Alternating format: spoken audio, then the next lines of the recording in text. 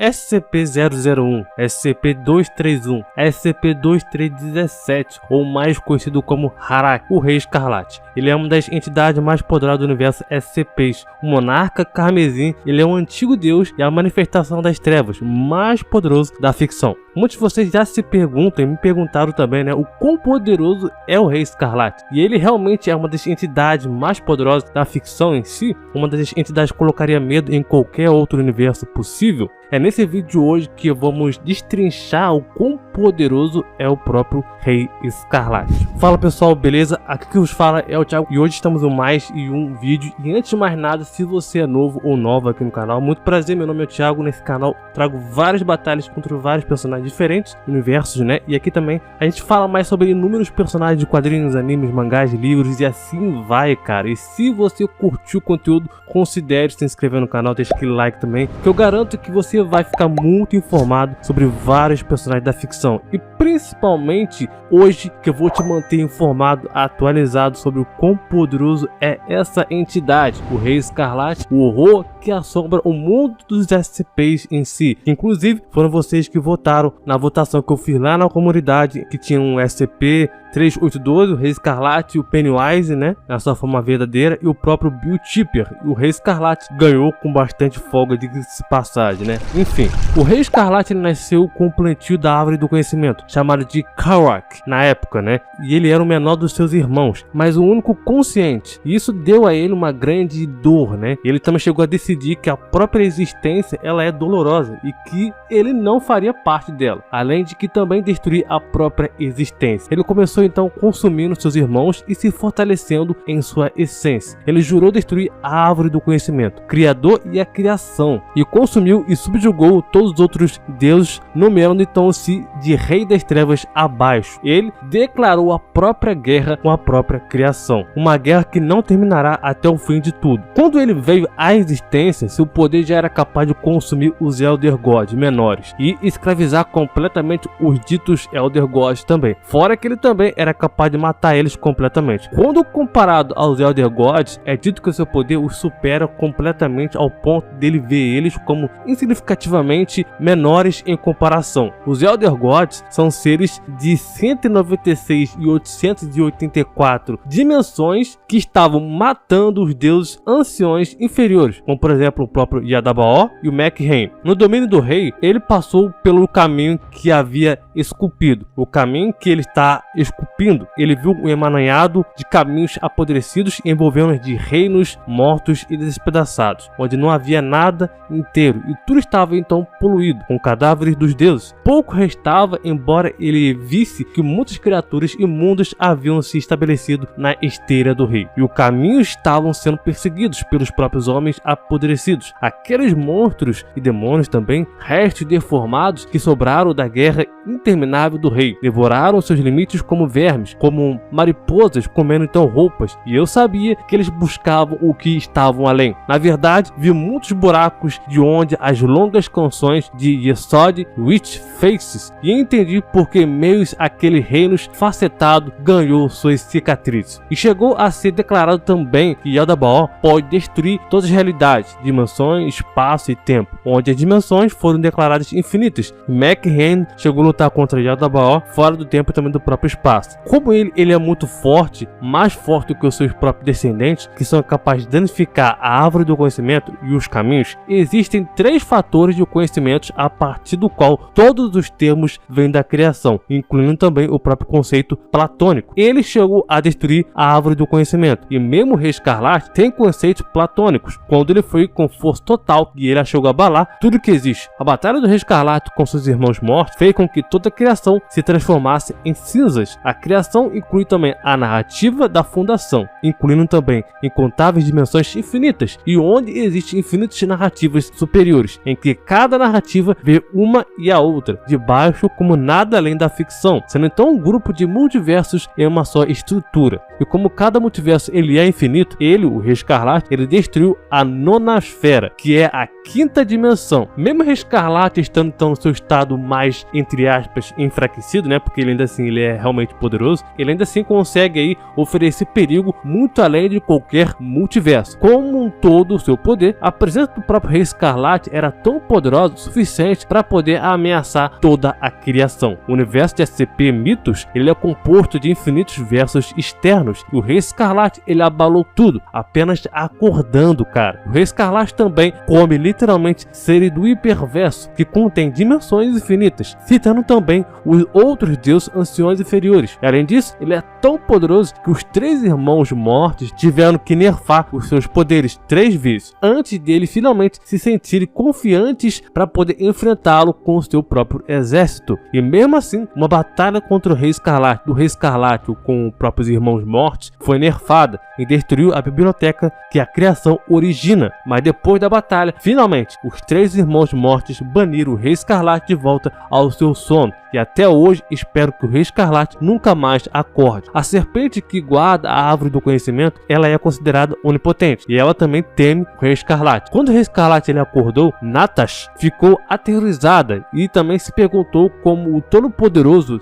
Deus, né, literalmente, o ser onipotente, onisciente e onipresente dos mitos de SCP, permitiu que um tal horror e terror também pudesse existir. O Rei Escarlate também tendo a capacidade de destruir a árvore do conhecimento, o Rei Escarlate e seus exércitos aproximou dos Taprotes, os mundos centrais, com toda a sua ira, todo o seu ódio e todo o seu rancor. Ele estende a mão para corromper, consumir e destruir. Mesmo agora, a sua presença ela é sentida. O tempo se esvai, a deusa de bronze está quebrada e a serpente fungiu. Os heróis se foram, os filhos de Abate foram massacrados até o fim, e os servos do rei já estão aqui, endireitando então o caminho para a sua chegada. E com essa chegada, a árvore morrerá e toda a criação morrerá com ela. E ele também é capaz de derrotar Mekhen, Eldabaoth e o Rei Enforcado e muitos outros deuses anciões. Mas a humanidade, na hora mais tarde, não foi silenciosamente para a noite escura. Não era como se uma grande chama final queimasse brilhantemente. Como a humanidade estavam aí os antigos guardiões.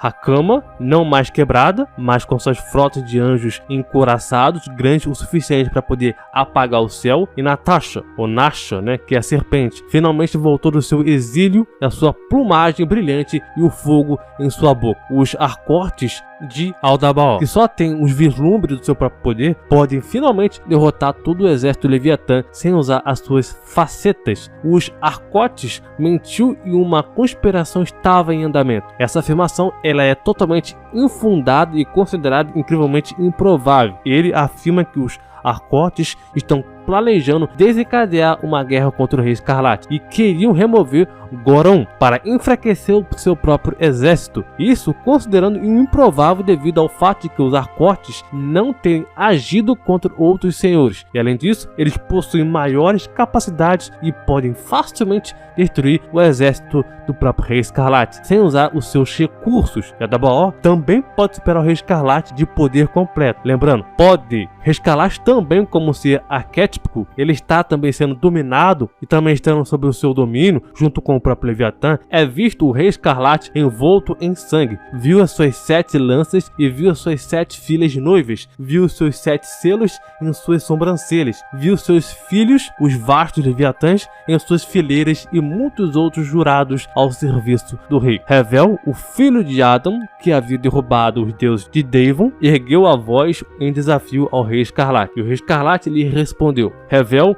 filho de Adão, pegou a sua espada e as comportas do céu se abriram com o dilúvio que limparia o próprio tempo. E o fazê-lo, o todo-poderoso Deus, né, convocou o mundo pela primeira vez desde que a palavra foi falada, e o mundo foi chamado a testemunhar. Essa é a história da humanidade, a quarta e a última raça filho da terra, desde a descoberta das 2 árvores até o dilúvio. Páginas espalhadas sobre a água, e como uma onda poderosa, os Devitas arrancaram as folhas negras da história, em seus exércitos e em suas cidades, todo o seu império. A carne também emergiu, rasgando então de sua arca das profundezas da terra congelada, e junto eles então fizeram grande sacrifício de horror. Eles chamaram o seu mestre, e o seu mestre lhes respondeu. Rei Escarlate então surgiu do poço do Megido, com todos os seus leviatãs e lordes demônios. A criação tremeu, pois sua extinção estava próxima. Os leviatãs também são capazes de destruir o jardim do Éden. O Abs-Lerchol também partiu para o vale e o povo com suas legiões e as feitiçarias e bestas de guerra. Todos os poderes dos levitas foi mostrado. O povo ele foi massacrado, até mesmo o mais velho Adão e Ravi e também Hakana, a voz que falou por Deus, foi despedaçada e seu corpo quebrado e saqueado. A árvore da vida ela foi roubada e a árvore do conhecimento pegou fogo. Natasha, a serpente, fugiu. Primeiro para a torre espacial em Babel e mais tarde para a biblioteca, onde permaneceu em penitência por sua participação nessas coisas. O jardim do exército então foi reduzido a cinzas e aqueles que não foram mortos foram acorrentados, levados então aos postos de escravos dos levitas. Mesmo SCP-682, ele é um dos leviatãs, pode manipular o enredo, cujo ele é teorizado ser um dos filhos do próprio Rei Escarlate. E muitos dos servos mortais do rei recriaram o estabelecimento de linhagem em efígie viva. Ele escala acima da morte dos irmãos, pois eles precisavam reviver cada pessoa para derrotar o Rei Escarlate. 3 irmãos de preto cavalgaram 3 cavalos brancos. Atrás deles marchavam todos os seres que já morreram, de todos os mundos, de todas as facetas, de todas as esferas, cada mortal e Deus e alma perdida. A soma de todos os mortos em enxodo, uma música que ergueu quando a coluna passou pelos portões de Obsidian, quebrados então do próprio inferno. Uma canção de alegria, os mortos marcharam para derrubar o próprio rei. E o Rei Escarlate ele também chegou a ganhar essa batalha. Assim, essa batalha ela foi travada, cara. E os deuses também e todas as suas hostes desceram dos céus e subiram do abismo para fazer a guerra entre si. E as estrelas então queimaram de ódio. A criação desmoronou sob o terrível tensão. Nenhum mundo foi poupado, nenhuma esfera passou. Os caminhos foram rasgados, a biblioteca então queimou, deuses então foram derrubados e seus tronos, a terra foi arruinada. 1 milhão, bilhões de frentes de guerra derramaram torres de sangue pelos ramos da criação. O rei fez Yesod seu trono e todas as suas coisas foram reduzidas a cinzas. E com a guerra declarada então, o rei tomou Sana à força e deitou-se com ela por 7 dias e 7 noites, até que a mãe daqueles abaixo de nós foi quebrada sob o rei. Quando então isso foi concluído, ele ressuscitou no sangue dela e foi a partir de então conhecido então como o Shormut Urudó, o próprio Rei Escarlate, traduzido, né? 7 filhos nasceram então de Sana, 7 filhas nasceram então do próprio Rei Escarlate e reemergiram então do seu próprio útero quebrado. O rei viu isso e as levou à força para serem as suas noivas. Sobre as 7 noivas, o Rei Escarlate então colocou 7 selos para que nunca morressem como Sana havia morrido. Como eles, o Rei Escarlate deu origem a 7 classes de abominações, 7 ordens de leviatãs, se tornaram os seus servos mais amados, que marcham na frente de sua guerra, capazes então de sobreviver ao próprio dilúvio que destruiu toda a criação. E no final de tudo, eles tiveram então que literalmente nerfar o Rei Escarlate para poder vencer ele. Uma luz permaneceu. 36 santos se reuniram na encosta da montanha e juntos cumpriram seu antigo destino. A paisagem do mundo, dessa maneira cruel e horrível, não poderia ser evitada. Eles foram então assaltados pelas forças do mundo por muito tempo para impedir os horrores do rei, mas não estavam sem o poder. A criação não podia ser curada, mas o rei poderia então ficar vulnerável. Os selos que ele havia colocado sobre si mesmo, todas aquelas defesas antigas foram dissolvidos. Um jovem do próprio Rei Escarlate, ele é temido por um servo da verdadeira forma do Todo-Poderoso Deus do universo SCP Mitos. Existe também uma versão mais poderosa ainda do próprio Rei Escarlate. Essa versão é a versão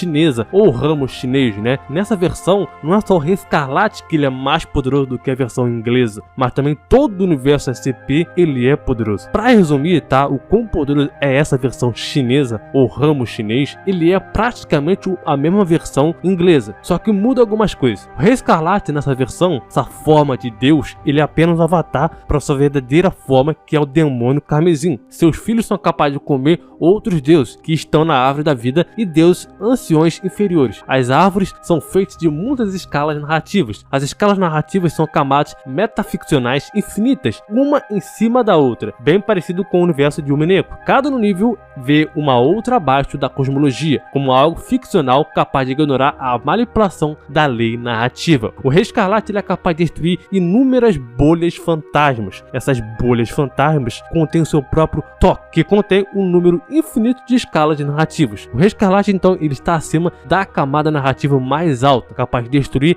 a alma de seres poderosos só olhando para eles. Deus, como por exemplo The Broken God ou McHane, tal como seu nome, vem o Rei Escarlate com uma ameaça a eles próprios. O Rei Escarlate já segurou a lança que tem o poder verdadeiro do próprio narrador, onde ele vê tudo como ficção. O que significa que o Rei Escarlate ele é ficcionalmente um ser que transcende em seu estado normal das coisas. Em seu estado normal, o Rei Escarlate ele é um ser que existe antes do Todo-Poderoso, o que é o seu primeiro ser criado, o criador de tudo na cosmologia SCP. O Rei Carmesim ele derrotou McHane com apenas um único golpe. Na era antiga havia uma cobra que era capaz de devorar as narrativas ou escalas narrativas. A cada camada que a cobra ou a serpente subia nas escalas, cada uma dessas escalas transformava uma coleção de multinarrativas independentes, sendo capaz então de destruir um número grande de narrativas apenas rastreando. O Rei Escarlate então absorveu aquela cobra e assim ganhou seus poderes que existem antes do conceito de dimensões. E seu corpo ele é impenetrável. Com apenas a presença de sua projeção, ele negou o ataque principal da metanormalidade. O Rei Escarlate também ele é superior ao Adabas, sendo então o seu aspecto. Adabas tendo então um poder narrativo, não é páreo para o Rei Escarlate. Também existe as verdadeiras narrativas superiores e também pode criar uma lança com o mesmo poder libertado da unidade narrativa. E se você achou que essa versão do Rei Escarlate já é poderoso, é porque o Rei Escarlate na sua versão chinesa já está num outro nível de poder. Essa versão do Rei Escarlate, na versão inglesa, muito facilmente derrotaria muitos universos de animes, mangás, quadrinhos, livros e outras ficções. Na versão chinesa, essa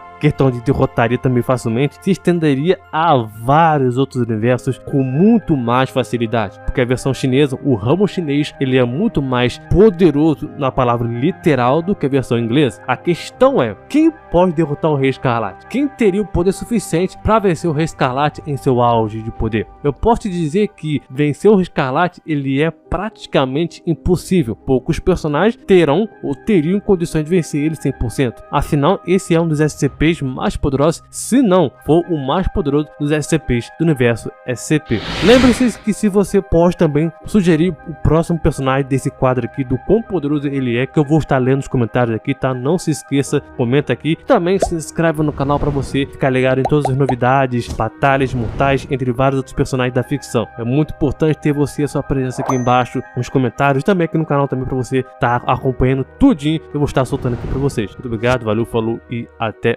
mais.